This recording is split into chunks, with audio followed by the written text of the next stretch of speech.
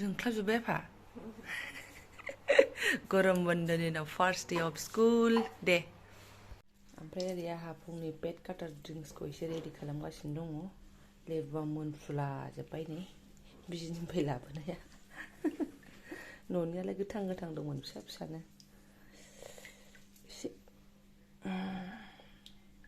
जालाबायनाय लोंलाबायनायफ्रा एसे गोखैजों दानगारलाबायथोंहाय दै गुदुं खुलुमबाय सनाफोर आंनि मोनसे गोदान ब्लग नोंथां फिन खेबसेयाव बरावबाय सय मानसियाव फरायनाय महर लानो सोनाबा दामगै ओमफ्राय ब्लगखौ फरायजोबबाय चेनेलाव जाबाय हानायमानि इन्टारेस्टिं खालामनो सेस्था खालामो आङो ओमफ्राय रिकुवेस्ट खालामो सोरबाफोर गोदान अननानै चेनेलखौ प्लिज साबस्क्राइब खालामना हाला लाइक कमेन्ट शेयार खालामलांबानो जाबाय आरोना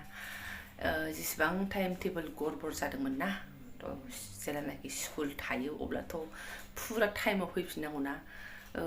बेजों बहा बिसिनायाव लावफालायनाय थाबाय थानो हानो ओंखायनो फिउ बाबाय आङो रागायानो हारसिं उन्दुआ माबो उन्दुआ दामानि गोखा गोखै जेबो लागायाखैना एकदम फुङाव नोंखौ देखायाखै आं बिमाजों एकदम माने बिमाखौ नांबाय थागौब्रा बेनो फुङावहाय ओमफ्राय नोंजों आं थांबाय थानो हायाना ओमफ्राय बेखौ लावदुम दुम नोंनि बिमाखौ देखाया ओंखार ओमफ्राय बेखौ आं लावदुम दुम बिदि बाना लानांगौ आरो बेरे फुंजानि खम जारला एखमबा बुङो खायफा जेबो खामानि गैया टाउनाव नायदो मादि आथा जायो न' सिङावनो जारलासो गरम बन्दनि उनावथ' दिनै फार्स्ट स्कुल खुलिबाय ब्रेकफास्ट टेकफास्ट बानायनानै जाहोनानै एसे फिसालाखौ स्कुलाव हगारहरगोनसै आङो थ' नायनांगौ हायदो बिदिब्ला आं दिनै ब्लगसो नोंथांमोनजों मा शेयार खालामलांनो हायो मैया ब्रेड लाबोखादों ब्रेडजों दावदै हरनोसै आङो सुबुं माहारिफ्रा आंना जायै लोङै रेडि जागासिनो दङ बावलायबाय नामा नोंलाय टाइ खानो बाबा बावलायबाय नामा टाइ खानो एक महिना फुख्रियाव दुगै बावाखै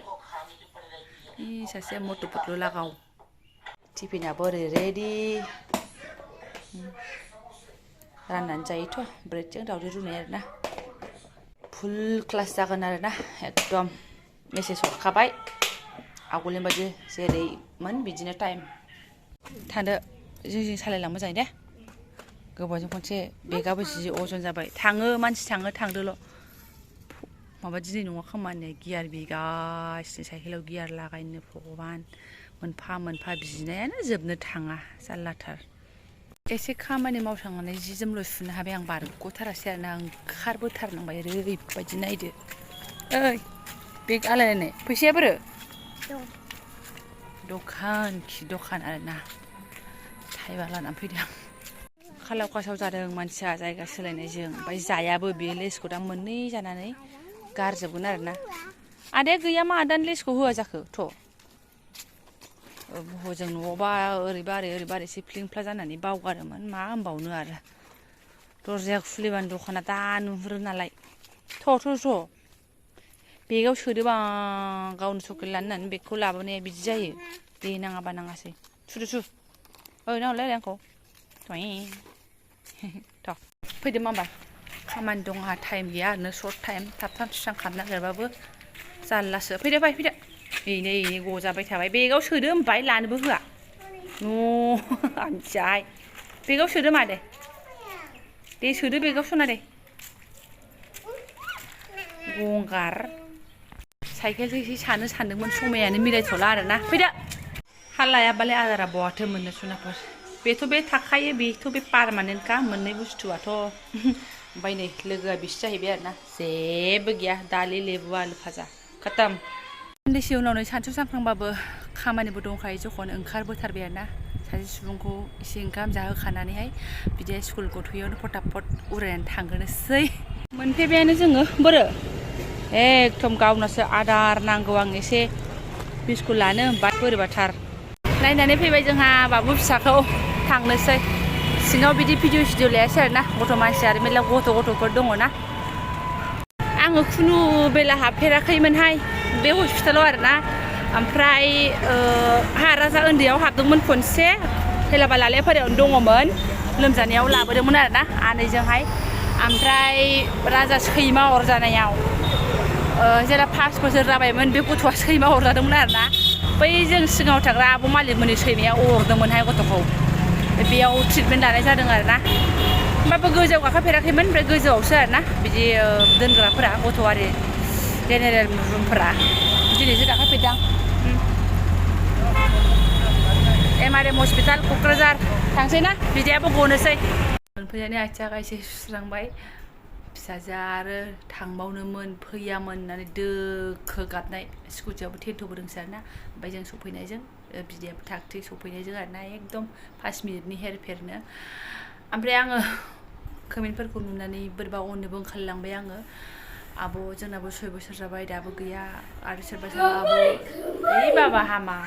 जोंनाबो 8 बोसोर जाबाय दाबो गैया डक्टर अजा नायगासिनो दाबो गैया होननानै आरोना खाब्रायनो नाङाखैमोन आरो मा होनो टेनसनखौ बांद्राय लानो नाङा टेनसनानो बहुत गाज्रि बुस्थु नालाय मा बुंनो आरोना आंनि ब्लग बानायनाय सानै सुबुंखौ एसे सिबिनानैसो एसे सान्थि आरोना आङो बिदिनो जोलै गोनांफोरनि ब्लगालाय आरो माथोना संसारानो बेनोसैबा माथो बुंबावनो बेनिफ्राय आं आद्रा थादों बुंनो साननाय आरोना आङो नोंथांमोननि कमेन्टखौ मोननानैहाय सोरबा फोरमायना लादों ना दुखु फोरमायदों बेखौ आङो कमेन्टफोरखौ मोननानैहाय आरो आइबिनि सोमोन्दैबो सोरबा एसे सोंदोंना आंबो A to Z जेबो मिन्थिया थेवब्लाबो नोंथांमोननि कमेन्ट मोननानै आङो दानिसो माने एयारफन खोनासङै आङो माने खामानि मावदों आरोना आइबिआ मा बुस्थु बेफोरबायदि आरोना गोबां गिदिर डाक्टारफोरनिथ' एसे बुजि मोनबाय आं मोजाङैनो गुवारैनो थ' नायहैबानो जाबाय नोंथांमोना मोजां भिडिअ दंखायो आरोना आं दा नर्मेलि मिन्थिनायखौसो नोंथांमोननो आङो शेयार खालामदोंमोन जे बिजावजालिया आइबिनि गेजेरजों बेबायदि उन्दैनिफ्राय होननानै ओमफ्राय बेयावनो नोंथांमोनाबो एकदम कमेन्टखौ होफैदों आरोना आंनाबो बिदि प्रब्लेम होननानैहाय थ' जोङो गोबाव जाबायब्लाबो डाइरेक्ट आइबिखौ सानथ'वाबालासिनो ट्रिटमेन्टखौ मोजाङै लाबाय था होननानै आं सानो आरोना बेलाहाय आंना कपिराइट फैसिगोन गाना ट्रिटमेन्टखौ मोजाङै लाबाय था सानैबो लानांगोन आरोना सानैबो टेस्ट खालामबाय थानांगोन मानो होनबा हिन्जावनावबो खमि थायो हौवानावबो खमि थायो बिदि नङा दे हिन्जावनावबो थायो आरोना आजिखालि गोबां नुनो मोनबाय हौवानावबो बहुद खमि थायो आरोना ओमफ्राय आरो सासे आगैया बिराद मोजां कुइसन सोंहरदों आब' मा खारनाव आइबिएफखौ लानाय बिसोरो होननानैहाय आरोना आंथ' खोनाबाय आगै बिसिनि आइबिएफ खालामनायनि खारनखौहाय ओमफ्राय आं प्रब्लेमखौ मेनसन खालामलायला आरोना मेनसन खालामनो बाबाय आङो गाज्रि मोननांला आरोना आगैहाय ओमफ्राय आरो सासे आगैया सोंहरदों गुवाहाटी बबे हस्पिटालाव होननानैहाय थ' आगै माबानो इन्द्रा IVF हस्पिटालाव आरोना ओमफ्राय खिन्थु सिगां बेहाय कानेक्सन लाग्रोदोंमोन माने दा MRM आव आरोना क'क्राझार MRM आवहाय डक्टरजों बेहाय कानेक्सन लाग्रोदोंमोन माबा टेस्ट खालामदोंनो बेहायबो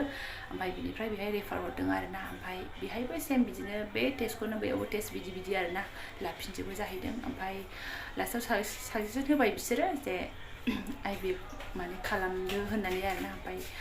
लानायसै आरोना थ' गोबां थायोना टेनसन अजा डक्टर थ' ट्रिटमेन्टखौ लानो दानागार आरोना बेनिफ्रायहाय जाथाराबा डक्टरजों मोजां साजेसन लानानै थांबानो जाबाय आरो सोरबा आब'मोना बुंहरदों जोंनिथिं मेला दङ आगै बेबायदि लानाया आरो सासेयाबो बुंहरदों जोंनियाबो जावजामोन जाबाय होननानैहाय थ' मोनो साइन्टिफिकेलि बेखौ मोनसे बेबस्था खालामनानै होबायबा जोंनो थ' जेबो खामानि गैथारबा बिदि जरियैबो जोङो माने बिमा बिफा जानो हायो आरोना ओमफ्राय आं जावजा गथ' जानायबो नुबोदों दानि बारायाव जा मोजां मोनबोदों आं मानो होनबा जावजा गथ' होनबाथाय आं ओरैबादि मोजां मोनोमोन आरोना आगोलनिफ्रायनो बाट इसोर आंनो जावजा गथ' हराखिसै आरोना मा जायोमोन मिथिबाय दा जुनारफोर बे आंनि किस्साखौ नोंथांमोननो खिन्थानोसै आं लास्टावहाय मानसिफ्रा जावजासो बेखौ जानाङा होनोना थालिर जावजाबाबो जायोमोन आङो ओमफ्राय फाथै जावजाबाबो जानो हायाबाबो जायोमोनब्रा आङो बेनिफ्राय आरो मामोन गय जावजा जायखिजाया जावजाफोर बायदि बुस्थुबाथाय आंनो हर खेजुर ओमफ्राय खेजुर नङा साव मा होनोथाय नोंथांमोनजों गोजौ बिफाङा खेजुर बायदिनो साव थायोना साव फिथाइया गोसोम जावजा थायोना बियो बांसिनानो जावजाबाथाय हाथाया ख्रुम साख्रुम सालायनाय जागोन आरोना थ' सोरबा खिथादोंमोन जोंनो बा जावजा जाबा जावजा फिसा जायो होननानै बा आहाबा बेखौ माइनाव मानो नांखो गैया सनाफोर बिदि नङा आरोना जावजा जाबाथाय जावजा फिसा जागोन बे नङा जाम्बिमोन नालाय मानिलाबायदोंमोन दा इसोरनि अननायाव जावजा नङाबाबो सासे हौवासा सासे हिन्जावसा सासे उदै हासिनाय सासे नर्माल मोननो हाबाय आरोना आङो साबायखर बेनो थ' ओमफ्राय आं बुंनो सानगोन आगैमोन आंनाव माने IVF नि सोमोन्दै बारा सोंबाबो आं एन्सारखौ बिदि होनो हानाय नङा आं जाखिनि मिन्थिदों बेखौल' आङो होबाय आरोना आं बे भिडिअ नायनानै कालेक्ट खालामनानै नोंथांमोनजों भिडिअखौनो उल्था आं नोंथांमोननो बुजायगोन आं बिदिथ' हायाना आं दा जा जालांदोंमोन आंहा बिजावजालिया बिदि IVF नि गेजेरजों फिसा हौवा मोनबाय होननानैसो आं फोरमायदोंमोन बेयावनो गोबां सुखु दुखु माने फोरमायनानै लाफैनाय मोननानै आं गोजोननाय मोन्दों आरोना थ' माबानो नाङा टेनसन लानो नाङा आरो बुंबावगोन ट्रिटमेन्टखौ मोजाङै ला आरोना ओमफ्राय आं दा माथो बुंबाय थाबावनो सोरबा सोरबा आं रायलांसिगोन बायदि मोनबाय आं बिदि कमेन्ट नुसि मोनो नोंलाय मा मिन्थिगौ मानो IVF बुंबाय थादों होननानैहाय थ' मोनसे कुइसन ओंखारदेरबाय थानायखायसो आं एसे खोथाफोरखौ खबर लानानै नोंथांमोनजों शेयार खालामफिनबाय थानाय जादों आरोना ब्लग्सआव सोदेरबाय थानाय जादों थ' आं दा दोनथ'नोसै जायफोरा आंनि बेखिनि ब्लग्सखौनो फरायनो लांबाय गोसो गोरबोजों साबायखर बावबाय लोगो मोनसिगोन नेक्स्ट भिडिअ थेंक इउ सो माच